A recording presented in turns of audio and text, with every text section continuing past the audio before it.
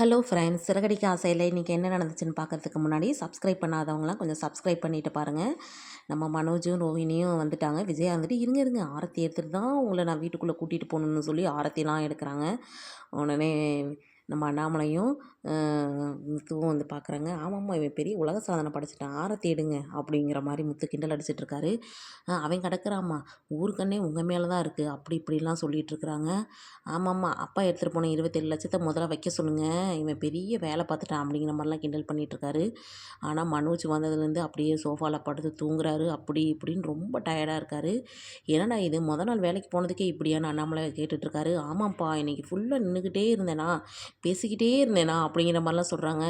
ஆமாம், மற்றவங்களாம் வேலைக்கே போனதில்லை பாரு அப்படிங்கிறப்ப விஜயா இருந்துட்டு அண்ணாமலையா, ஆமாம் நீங்கள் பார்த்ததெல்லாம் ஒரு வேலையா, என் பையனை பாருங்கள் அப்படிங்கிற மாதிரி. உடனே முத்து இருந்துட்டு, அப்பா அப்போ நீங்கள் பார்த்தது வந்து டயர்டே ஆகாத வேலையாம்ப்பா, அனல் முன்னாடி நின்று பார்க்குற வேலை எவ்வளோ பெரிய வேலை பாருங்கள், நீங்களாம் என்னமோ ஜாலியாக வேலைக்கு போன மாதிரி அம்மா பேசிகிட்டு இருக்காங்க அப்படின்னு சொல்கிறாரு. விடுடா, அவள் எப்போவுமே இப்படி தானே அப்படிங்கிற மாதிரி அண்ணாமலையும் சொல்கிறாங்க. அடுத்து பார்த்தா ரூமுக்குள்ளே போன நம்ம மனோஜ் பார்த்தா அங்கேயே படுத்து தூங்கிடுறாரு. சாப்பிடக்கூட வரல. விஜயாவும் எவ்வளோ சொல்கிறாங்க வரல. ஆனால் கடைசியில் பார்த்தா அந்த ரூமை விட்டு எழுந்திரிக்கவே இல்லை.